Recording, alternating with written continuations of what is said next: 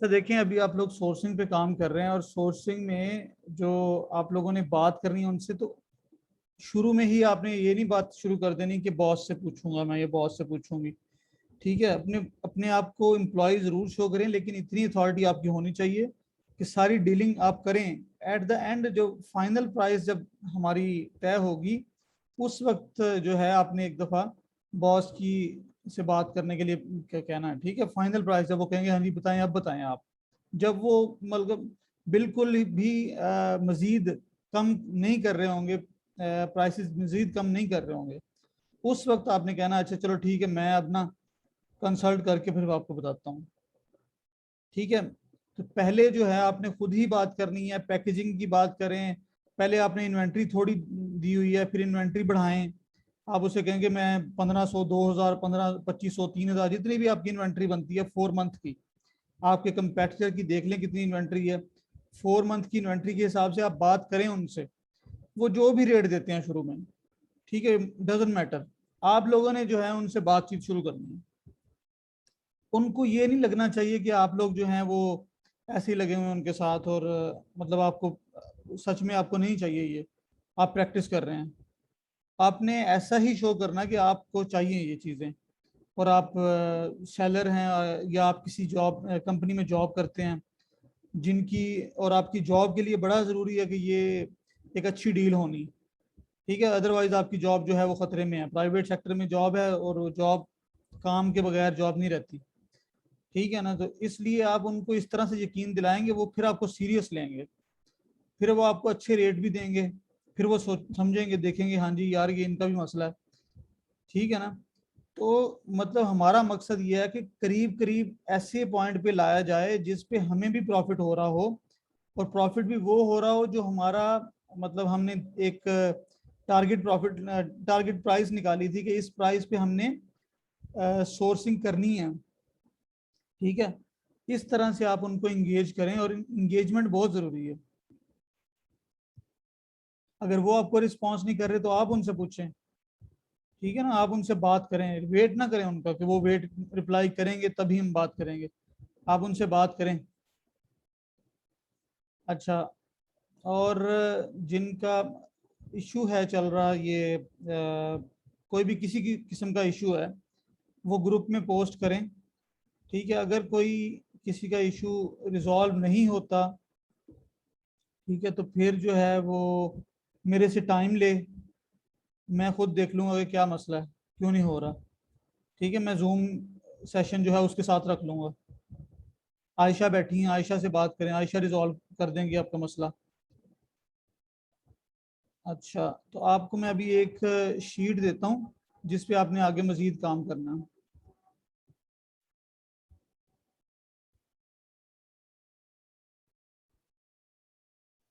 अब आप लोग सोर्सिंग पे काम कर रहे हैं, तो आपने ये वाली शीट फिल करनी है।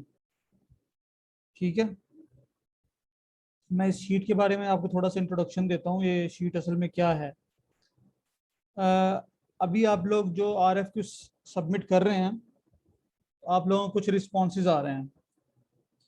तो जिस भी सप्लायर का रिस्पॉन्स आता है ना, तो देखें वो या तो सप्लायर खुद हो सकता है, या वो कोई एजेंट हो सकता है।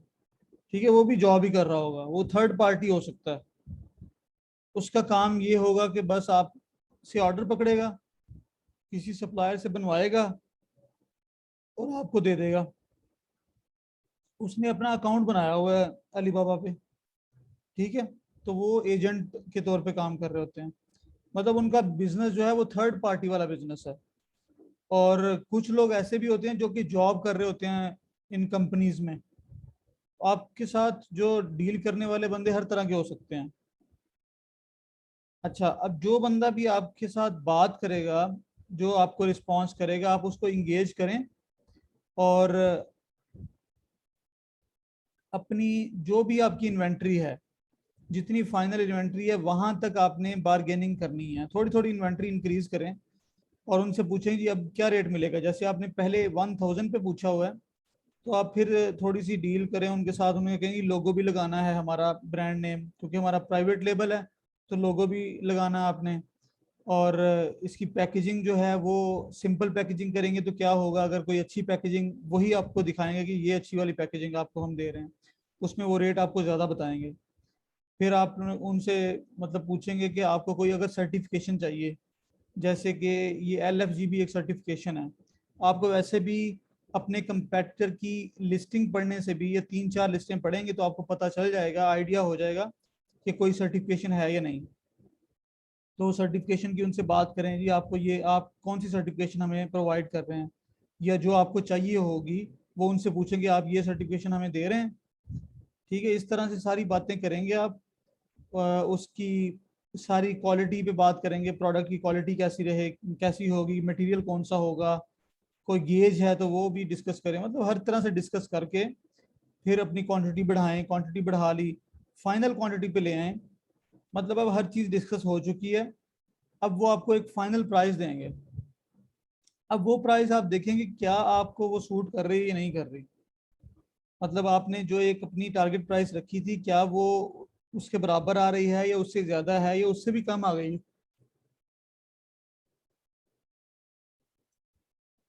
इस तरह से आपने उनसे बात करनी है। ठीक है, जब आप उनसे फाइनल बात कर लेंगे, वो फाइनल रेट दे देंगे, मजीद आपको कोई रियायत नहीं मिल रही, अब जाके आपने उनका यहाँ पर फिलिंग करनी है, उनका डेटा यहाँ नोट करना है। सप्लायर का नेम क्या है या कंपनी का नेम जो भी आपको अवेलेबल होगा वो यहाँ लिख लें। उनका अगर वी चैट उन्होंने आपके साथ शेयर किया है तो वो यहाँ लिख लें। व्हाट्सएप नंबर अगर उन्होंने शेयर किया तो वो लिखें। LFGB आपकी सर्टिफिकेशन है, LFGB रिक्वायर्ड है। ठीक है, आपको वो ऑफर कौन सी कर रहे हैं। ठीक है,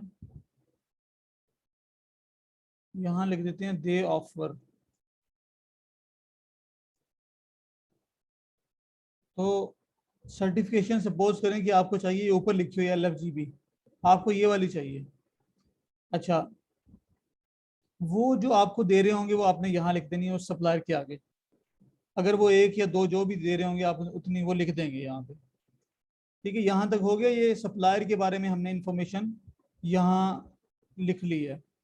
उसके बाद वो सप्लायर, उसकी प्रोफाइल जाके चेक करें कि क्या वो सप्लायर गोल्ड सप्लायर है। अगर है तो यस, अगर नो करेंगे तो ये रेड हो जाएगा। ठीक है, मतलब यस होना चाहिए।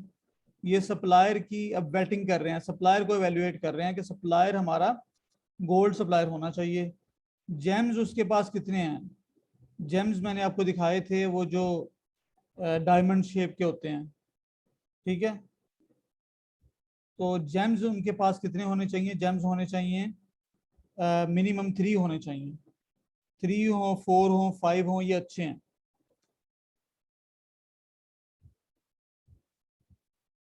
जैसे आप 2 करते हैं तो ये रेड हो जाता है, मीन्स के 2 जो है इतने एप्लीकेबल नहीं है, 2 हमें नहीं चाहिए, 3 जेम्स होने चाहिए उनके पास। फिर भी जो भी जेम्स हैं वो आप लिखेंगे यहाँ पे, कितने साल एक्सपीरियंस होगा उनका, कितने साल से वो बेच रहा है, वो लिखा होता है वहां पे। तो 3 साल मिनिमम रिक्वायर्ड होते हैं। अगर 3 या 3 से ज्यादा है तो ये सही है, अगर 3 से कम होगा, 2 होगा तो ये रेड हो जाएगा। और उनका रिस्पॉन्स रेट 85% या उससे ज्यादा होना चाहिए। और इसमें आपने यही फॉर्मेट यूज करना है, परसेंटेज का साइन साथ लगाना है। इस तरह से आपने ये जो है ये फिल करना है। ठीक है, ये आपका पूरा फिल हो जाएगा। ये हर एक सप्लायर के आगे पूरी एक रो फिल करनी है। उसके बाद वो आपको प्राइसेस ऑफर करेंगे। नॉर्मली वो जो प्राइस आपको देंगे वो या तो EXW होगी या वो FOB होगी। EXW कहते हैं कि उनकी फैक्ट्री से ही आपने स्टॉक उठाना है, एक्स फैक्ट्री, एक्स वर्क बोलते हैं इसको। तो EXW जो है वो आपको देंगे तो आप यहाँ लिख देंगे वो फाइनल प्राइस जिसके लिए आप सारी इन्वेंट्री के लिए बात कर चुके हैं, वो वाली प्राइस यहाँ लिखनी है। जो शुरू में देंगे वो नहीं लिखनी है यहाँ पे। ठीक है, जो आपने सोर्सिंग पे वर्किंग कर ली होगी वो वाली प्राइस यहाँ लिखनी है। अच्छा, उसके बाद FOB प्राइस अगर वो देते हैं तो वो भी लिख लें, वैसे FOB हमें नहीं चाहिए। ठीक है, FOB में हम इंटरेस्टेड नहीं है, हम या तो EXW में इंटरेस्टेड हैं या DDP में। लेकिन अगर वो FOB आपको ऑफर कर रहे हैं तो FOB की प्राइस भी लिख लें यहाँ पे। FOB जब वो प्राइस देंगे तो आपको पोर्ट भी बताएंगे कि किस पोर्ट तक वो आपको पहुंचा देंगे। ठीक है। अच्छा जी, उसके बाद DDP की प्राइस। DDP की प्राइस आप जब पूरी इन्वेंट्री की बात कर लेंगे तो उसके बाद आप उन्हें कहेंगे कि हमें ना DDP की प्राइसेस भी दो। अब DDP की प्राइसेस में वो क्या करेंगे, वो अपने स्टॉक की प्राइस निकाल लेंगे, मतलब वो नहीं बीच में ऐड करेंगे।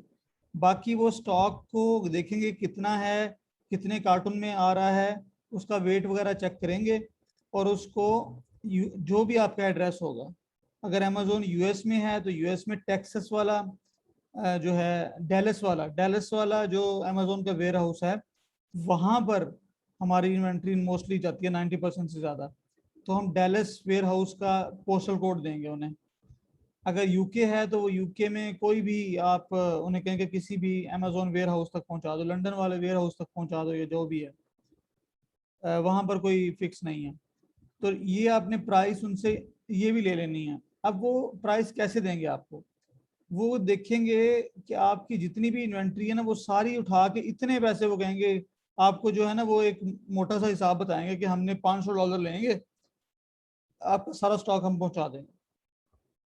वो रेट नहीं देंगे आपको, रेट नहीं बताएंगे, $500 बताएंगे। रेट अब आपको खुद कैलकुलेट करना होगा कि रेट कितना बनता है। तो आपने जितनी आपकी टोटल इन्वेंट्री है केजीज में आप देख लें, और उसको जो है आपका रेट आ रहा है उस पर डिवाइड कर दें। ठीक है, तो ये आपका रेट पर केजी आ जाएगा कि 1 किलोग्राम का कितना रेट है। इस तरह फिर आप ये अगला जो काम है वो ये है कि आप उनसे पूछते हैं जी प्रोडक्शन का टाइम कितना लगेगा। अगर हम ऑर्डर प्लेस करते हैं आज तो कितने दिन लगेंगे हमारा स्टॉक रेडी होने में, ये प्रोडक्शन टाइम आप लिखेंगे यहाँ पे। ये नॉर्मल 15 डेज होना चाहिए, इससे ज़्यादा होगा तो समझ लें ये नॉर्मल नहीं है। ठीक है, वो हम फिर लेट हो जाएंगे। फ्री सैंपल्स वो आपको ऑफर दे रहे हैं या नहीं दे रहे, यस या नो।